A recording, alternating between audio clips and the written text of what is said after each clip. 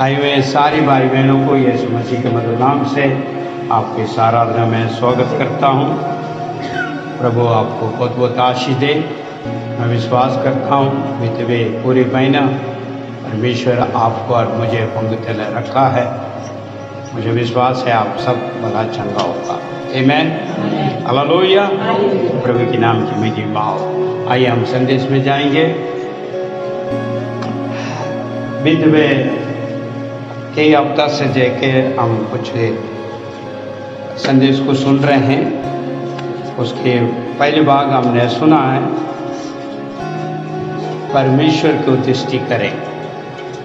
उसके बाद हमने दूसरा हफ्ते में हमने इस बात को देखा है वचन को ऊपर दृष्टि करें। और उसके संग संग जो है हमने आखिरी वचन इस प्रकार हमने समाप्त किया है समय के कमी के वजह से। रोमियो 15:4 को वहीं से हम दोबारा इस बात को आगे ले जाएंगे। कोई भी निकाले रोमियो 15 अध्याय 4 वचन इसको ले। 15:4 जितनी बातें पहले से लिखी गई वे हमारी ही शिक्षा के लिए लिखी गई है कि हम धीरज और पवित्र शास्त्र और शान द्वारा आशा रखें। पवित्र शास्त्र के द्वारा क्या करें? क्या लिखे हैं वहां पे? पवित्र शास्त्र द्वारा आशा रखें। आशा रखें। पवित्र शास्त्र को ऊपर हम आशा रखें, भरोसा रखें, अपना ध्यान को हम रखें, क्योंकि जो है परमेश्वर के काम अद्भुत है। बीते हुए संदेश में हमने देखा है वो आश्चर्य काम करने वाला परमेश्वर है। हमारा सोच से परे हैं उनके सोच और उनके विचार, उनके कार्य और क्रिया। इसलिए परमेश्वर के क्रिया को अगर उसके काम को अगर हम दृष्टि करें, बड़े अद्भुत कार्य है। ये हमारे समझ में नहीं आ पाएंगे क्योंकि जो है आश्चर्य काम करने वाला परमेश्वर करके हमने बीते हुए संदेश में हमने सुना। और ये संदेश की जो मुख्य बात था वचन को ऊपर दृष्टि करें। वचन के लिए मैंने आपको जो है तुरंत मैंने निकाला था दूसरा पत्रुस उसका 1:19 को हमने शुरुआत किया। कृपया उसको दोबारा एक और बार आप ले लीजिएगा।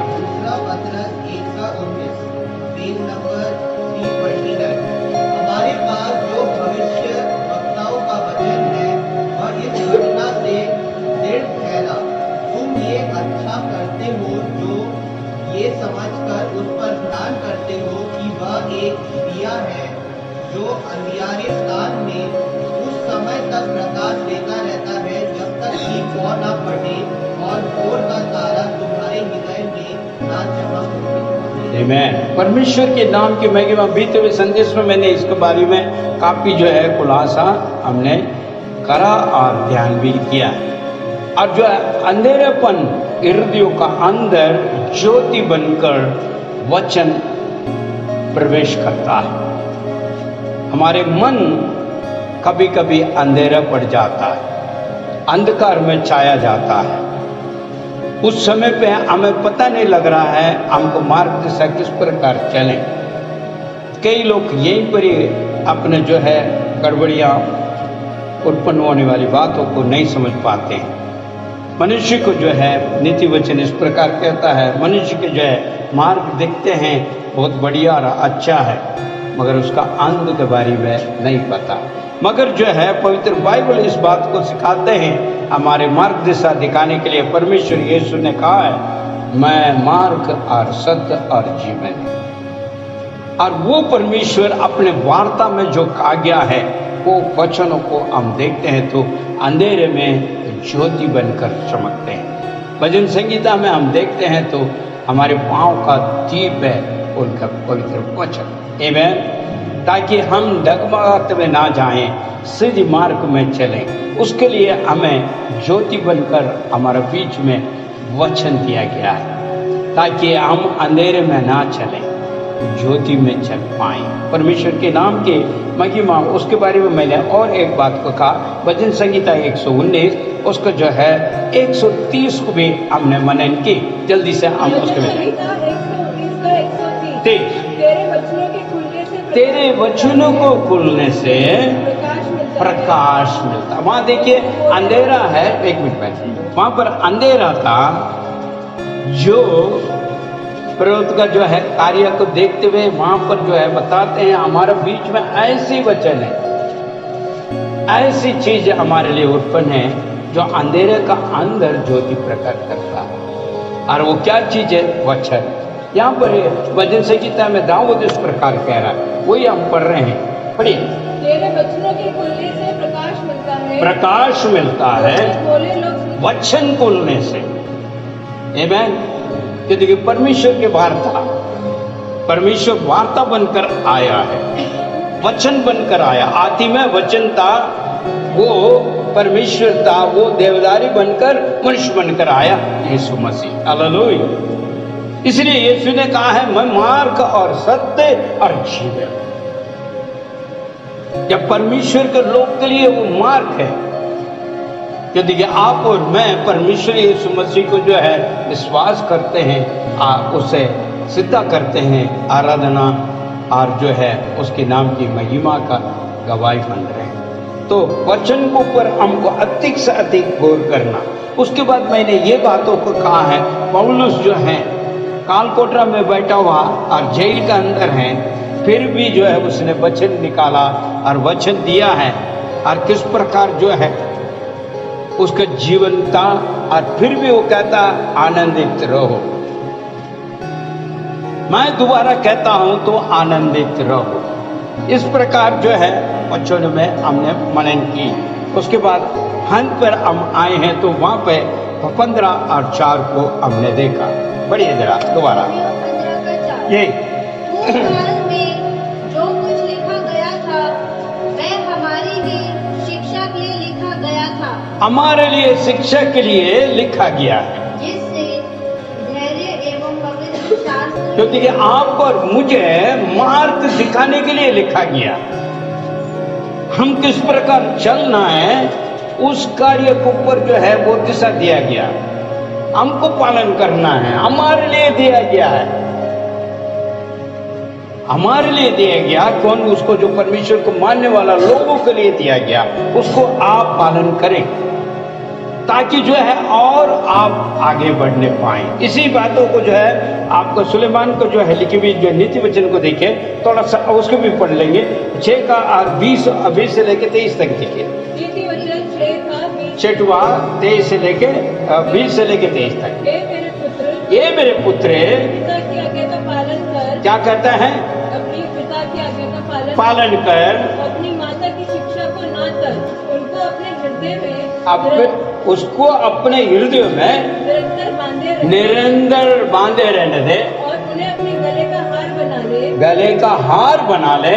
जब तू चलेगा जो तू चलेगा तो वे तेरा मार्ग दिशा दिखाएगा। जब तुम सोओगे तो वे तेरी रक्षा करेगा, तेरे रक्षा करेगा, और जागते समय तुमसे बातें करेगा। क्योंकि आज्ञा तो दीपक और शिक्षा ज्योति है, और शिक्षा के लिए ताड़ना जीवन का मार्ग है। आमेन, हालेलुया। देखिए परमेश्वर की सामर्थ्य वार्ता क्या कहते हैं? सोते वक्त, जागते वक्त, चलते वक्त, यदि आप इस वचनों को अपने हृदय में बसने देगा तो वो काम करता है। हालेलुया, आमेन। अगर आप वचनों को तुच्छ समझ रहे हैं तो वो काम नहीं कर पाएंगे। उसे गले का हार बना लेना।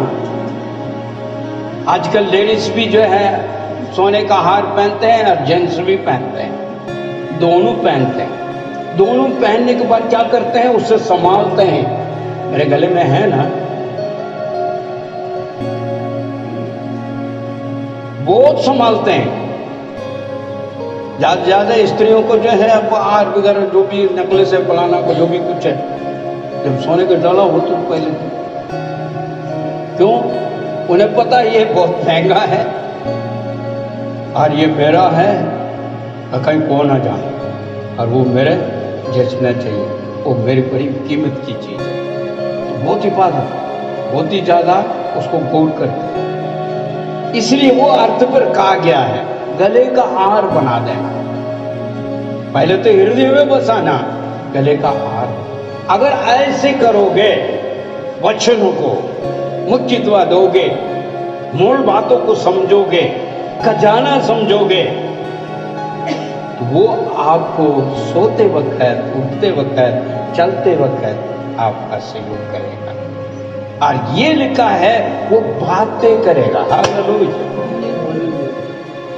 क्या अद्भुत काम है। कौन बातें करेगा? परमेश्वर आपसे बातें करेगा। कई लोग सो जाते हैं तो उन्हें पता नहीं होता, कीड़े मुकड़े काटेगा तो पता नहीं लगता, क्योंकि वो एक किस्म का बिल्कुल ही वो कुछ पता ही नहीं है, ध्यान ही नहीं है, कुछ नहीं, वो सोया हुआ। लाइक क्या कहूं मैं, नहीं कहना, मैं उस प्रकार पड़े हुए हैं।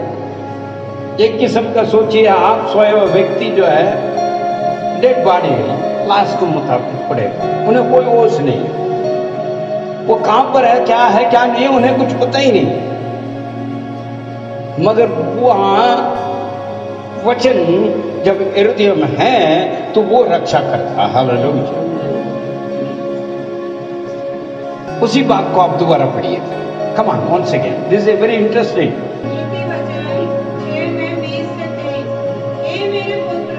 मेरी आज्ञा को मान और अपनी माता की शिक्षा को न तज। इनको अपने हृदय में सदा गांठ बांधे रख और अपने गले का हार बना ले। वे तेरे चलने में तेरी अगुवाई और सोते समय तेरी रक्षा और जागते समय तुझसे बातें करेगी। आज्ञा को दीपक है और शिक्षा ज्योति और सिखाने वाले की डांट जीवन का मार्ग है।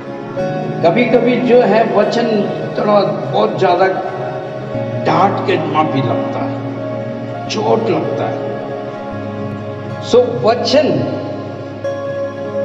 बहुत इंपॉर्टेंट है। वो वचन परमेश्वर है, यीशु का आप साथ रख के चल रहे हैं, जब भी वो बातें पूरी होती है, अगर आप मान कर चलते हैं। तो इस वचन क्या कहता है? चलते वक्त, सोते वक्त, उठते वक्त, हर समय पे हमें रक्षा करता है, हमें सहायता करता है, हम भटकने नहीं देते। हमें दुनिया में कौन नहीं देते, क्योंकि ये आप और मैं वचन का आधार पर चल रहे हैं। कुछ लोग नाम ही होते हैं, उन्हें वचन को कोई मतलब ही नहीं है, उनसे मैं बात नहीं कर रहा। बेतेरे का हृदय अभी भी अंधेरे में है, क्योंकि ज्योति का मौका ही नहीं दे रहा।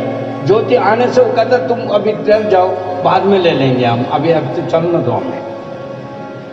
अंधकार में ही पड़े हुए हैं, अंधकार में ही है, क्योंकि परमेश्वर को वचन को इजाजत नहीं देते हैं। इसलिए पवित्र आत्मा शोकित होकर बाहर खड़ा है, अंदर कोई और काम कर रहा है, क्योंकि आपका आज्ञाकारी होना नहीं है, मानना ही नहीं है, चलना ही नहीं है, पहले तो सुनना ही नहीं है। अभी तो यही बैठे हुए हैं, आत्मा का घोड़ा एक दौड़ रहा है, कहां दौड़ रहा कोई पता नहीं है, किस जगह में अभी दौड़ रही है और कहां भाग रही है ये नहीं पता, मगर आप तो यहीं में मौजूद है। हमारा आत्मा घोड़ा जो है बहुत फास्ट चलता है और बहुत बलवान है, उसको कोई रोका नहीं सकता, किसी का सोच और विचार को पकड़ नहीं पाएगा, ऐसे दौड़ता है रफ्तार के साथ, इसलिए घोड़ा कहा गया। परमेश्वर को वचन कहता है घोड़ा है। घोड़ा किसको तैयार किया जाता है? युद्ध के लिए तैयार किया जाता है। युद्ध के लिए घोड़ा तैयार किया जाता है, नीति वचन 21-31 में। मगर वो अपने बुद्धि को लेके दौड़ने लगता है। युद्ध के लिए घोड़ा तैयार किया जाता है और विजय कहां से मिलता है? ईश्वर की ओर से। मगर हमारे मन के अंदर का घोड़ा कहां जा रही है? दौड़ते हुए चल रही है। बैठा तो यही है, मन अभी घोड़ा चल रहा है कहीं, अरे उधर का ये इधर का, वो उधर का ये इधर का। कोई ये नहीं कह सकता मैं बिल्कुल परफेक्ट होकर आपका वचन को सुनने के लिए बिल्कुल मैं ऐसे ध्यान देकर बैठा हूं। लगेगा ऐसे ही एकदम ऐसे ध्यान में बैठा हुआ, मगर अंदरूनी जो घोड़ा है वो कहीं और कोसों दूर में वो दौड़ते हुए जाता है, कोई इसका मना नहीं कर सकता, क्योंकि आपका अंदर का सोच विचार ख्याल बुद्धि और ज्ञान सब कुछ है ना, वो कुछ और तरीके से चल रहा, मगर वो सब परमेश्वर का विरोध है। नीति वचन 21:30 पढ़ो। नीति वचन 21:30। ऐसी कोई बुद्धि, कोई समझ, कोई सम्मति नहीं जो यहोवा के विरुद्ध ठहर सके। अभी पूरा जो है ये विरोधी चल रहा है, इसलिए अंधकार में पड़ेंगे। घोड़े दौड़ रहे हैं, दौड़ चल रही है, क्योंकि अंधकार में ज्योति को प्रवेश करने नहीं दे रहे, वचन के मुताबिक चलने की इच्छा नहीं है, मगर नाम के लिए हम बैठे हुए हैं ईश्वर के सम्मुख में, सुनने का आदि नहीं है, समझने का आदि नहीं है, अब करने का विचार भी नहीं है, आए बस ठीक आ गया। तो इसलिए वचन को गौर करना बहुत आवश्यक जरूरत है। इसलिए सुलेमान अपने बेटे को इस प्रकार समझा रहा, बेटा तुम इस प्रकार होगे, तुम विजेता प्राप्त करोगे, तेरे जीवन में कोई ऐसी बात नहीं होगी, चाहे तू चले, चाहे बैठे, चाहे सोए, चाहे उठे, हर समय पे तेरे साथ जो है मेरे वार्ता रहेगा और मैं अगुवाई करूंगा। वो अगुवाई करने वाला पवित्र आत्मा है, उस आत्मा को जो है पवित्र आत्मा को हम शोकित करते हैं, इसलिए वो बाहर रहता है, हमारे हृदय का अंदर नहीं। हमें हिफाजत करने के लिए, हमें सहायता करने के लिए, हमें अभिषेक करने के लिए दिया गया वह पवित्र आत्मा हमसे बाहर है। जब हम परमेश्वर की उपस्थिति में आते हैं, जब हम पूरी जो है अपने आप को समर्पण करके प्रभु को महिमा देते हैं, तो उसके सामर्थ्य हमारे अंदर और प्रवेश करके कोई काम करता है, प्राण में, आत्मा में, देह में काम करता है। हालेलुया। ताजा अभिषेक से भरता है, फिर भिन्न भिन्न कार्य को परमेश्वर का जो है विषय को बताता है। मगर हम परमेश्वर के वचनों को तुच्छ समझते हैं तो पवित्र आत्मा बाहर चला जाता है, क्योंकि वही हमें सिखाने वाला है, वही हमें समझाने वाला है, वही हमें रक्षक और वो साथ ले जाए। इसीलिए सहयोगी परमेश्वर यीशु ने कहा एक सहयोगी को भेजूंगा, वो तुम्हारा सहायता करेगा, तुम्हें चलाएगा, तुम्हें समझाएगा, तुम्हें मार्ग दिशा दिखाएगा। वो वचन कर बाहर नहीं चलेगा, वचन का अंदर से वो कार्य करेगा। यदि आप बाइबल को, परमेश्वर के वचनों को तुच्छ समझ रहे हैं, तो आपका जीवन का अंदर कोई भी भला कार्य नहीं होने का। चाहे 10 साल आ जाए यहाँ पे, चाहे कहीं भी चर्च में चला जाओ, कहीं भी भवन में चला जाओ, कहीं भी किसी पास्टर के साथ जुड़ जाओ, कहीं भी संस्था में जुड़ जाओ, मगर वचन आपके हृदय में नहीं है तो कोई फायदा नहीं है। पवित्र आत्मा का अगुवाई आपके ऊपर हमेशा बना रहता है, वो कार्य करता है। हालेलुया, प्रभु के नाम की महिमा। इसलिए वचन को हमको गौर करना है, वचन को ऊपर दृष्टि करें। आमीन। वचन को ऊपर दृष्टि करें। और तीसरी बात में मैं आज ले जाना चाहूंगा चंद मिनट के लिए, आप जो है मेरे लिए पढ़िए इब्रानी का पुस्तक, उसका 10वां अध्याय 24 और 25 को पढ़े। 10 का 24 और 25 जी। Page number 312। और प्रेम और भले कामों में उकसाने के लिए हम एक दूसरे की चिंता किया करें और एक दूसरे के साथ इकट्ठा होना ना छोड़ें, जैसे कि कितनों की रीति है, पर एक दूसरे को समझते रहे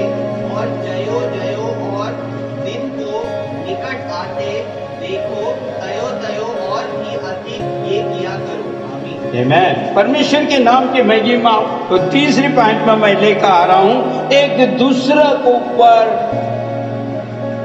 दृष्टि करें, एक दूसरे को आप देखो। इसका अर्थ क्या हुआ है? हम सबको देखते हैं, सभी से मिलते हैं, सभी से बात करते हैं, सभी कुछ करते हैं, मगर सबका मापी हमको नहीं चलना। हेलो, सबको देखना है। इस संसार में हम हैं, कहीं दूर हर जगह में नहीं है। हो सकता है आपके घर के पास, हो सकता आपके घर में, हो सकता ऑफिस में, हो सकता स्कूल में, क्योंकि हम इस संसार में हैं, हम सबको देख रहे हैं,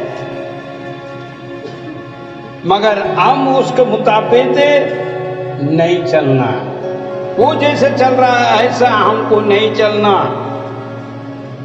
फिर किसको देखें?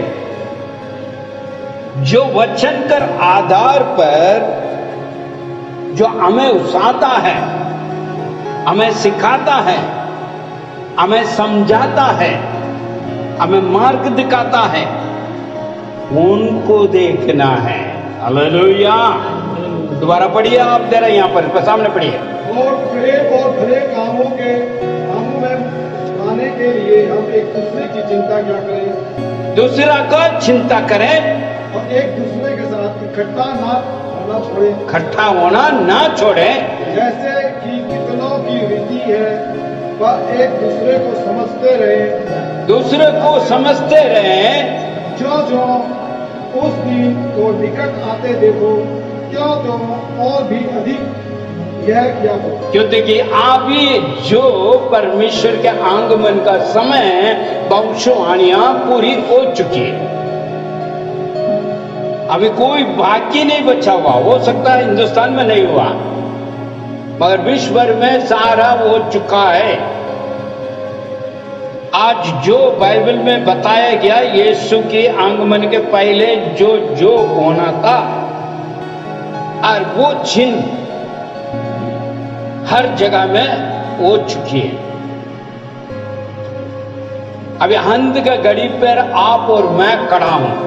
बार बार हम चिताते हैं, बार बार हम समझाते हैं, मगर फिर भी अंदर का गोड़े जो है, वो विचार है, वो सोच है, वो सब परमेश्वर के विरोध चल रहा है।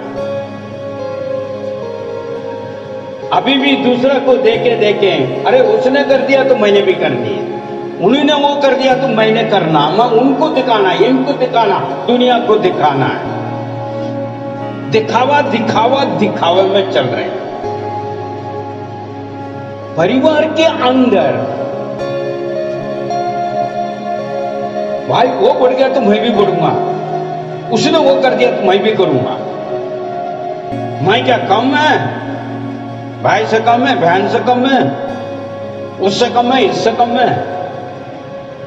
और पति पत्नी के बीच में भी यही हाल है। तू क्या कमा रहा हूं, उससे भी मैं कमा रहा हूं, तू क्या करेगा, मैं तो वो हूं।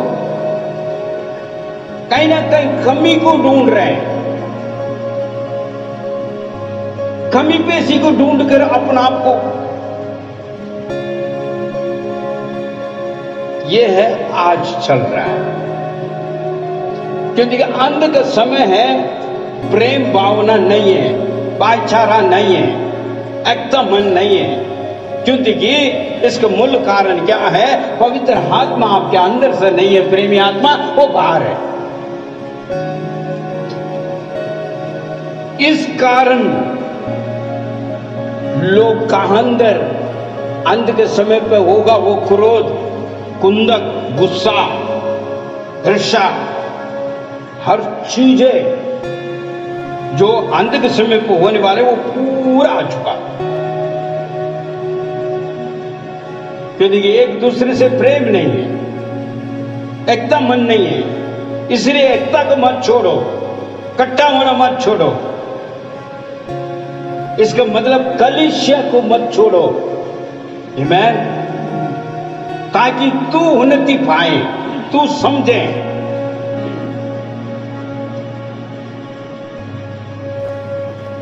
जहां जहां कमी है उस कमी को हटाने का प्रयास करें, ताकि तेरे दिया हुआ पवित्र आत्मा तेरे अंदर अगुवाई हो।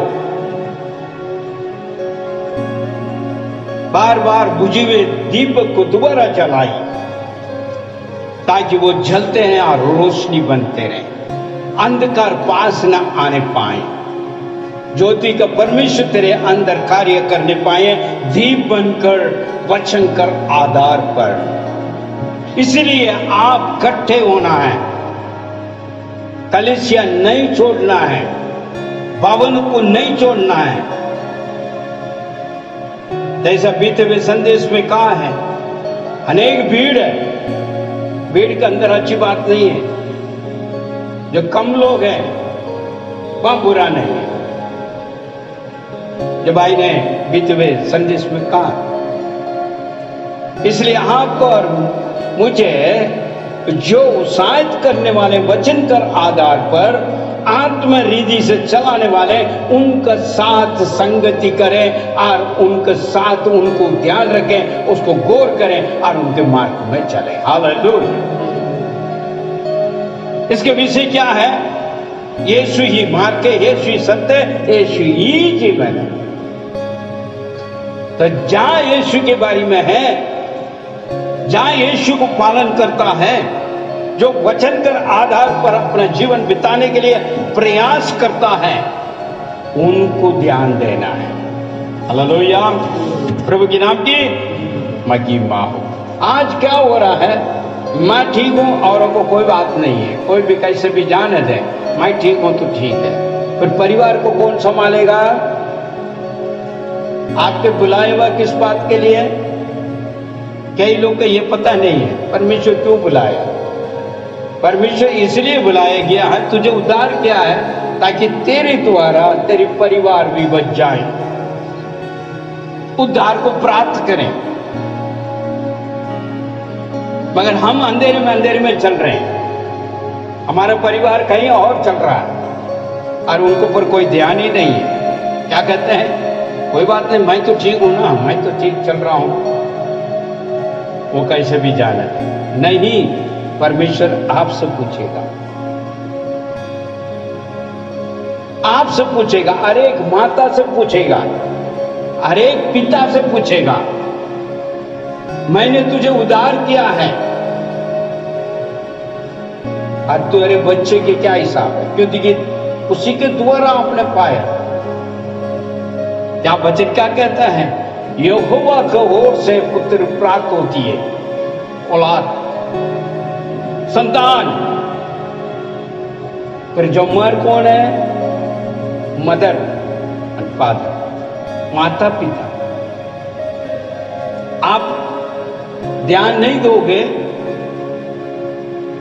कल का आपसे पूछा जाएगा तो आपको जवाब देना। आमीन। इसलिए अपने जो है पुत्र को, पुत्रियों को सही मार्ग में ले चलना है। परमेश्वर आपसे पूछेगा,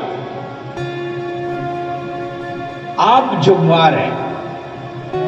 पवित्र बाइबल इस बात को कहता है, तो अपने परिवार के लिए चौकीदार है, पहरेदार है। जो उद्धार पाए हैं वो उनको पर वो होती है। कितनी प्रार्थना कर रहे हैं हम अपने रिश्तेदारों के लिए, हमारा घर वालों के लिए, कितना कर रहे हैं? अगर आप ऐसी करने लगोगे, पवित्र आत्मा आपका और सहयोग करेगा। ना बदलने वाला कोई बात नहीं है, नामुमकिन नहीं है, हर चीज मुमकिन है। मगर आप अपना आप को देखिए, कहां पर है आपका आत्मिक रिधि, कैसे चल रहा है? अंदरूनी घोड़ा कहां भाग रहा है? युद्ध के लिए तैयार किया हुआ है, मगर अपने सोच, अपने विचार, अपने कार्य की वजह से वो कहीं और जा रहा, तो परमेश्वर का विरोध हो रहा है। ना बुद्धि, ना ज्ञान, ना क्रिया, ना कार्य, हमारी जो कुछ होगा वो परमेश्वर का विरोधी है। इसलिए पूरी तरह वचन कर आधार पर अपने जीवन को बिताते हुए एकता में, प्रभु का वचन में प्रभु का संगति में हमको बढ़ना है। आज मेज है हमारे बीच में, इसे ये दिखाता है परमेश्वर के साथ आप संगति कर रहे हो, उसका देह में देह और लहू में लहू बन रहे हैं। फिर भी अंधकार में ज्योति का परमेश्वर आपके अंदर वास करना चाहता है। दोबारा भी एक और बार हमको सहायता मिल रहा है।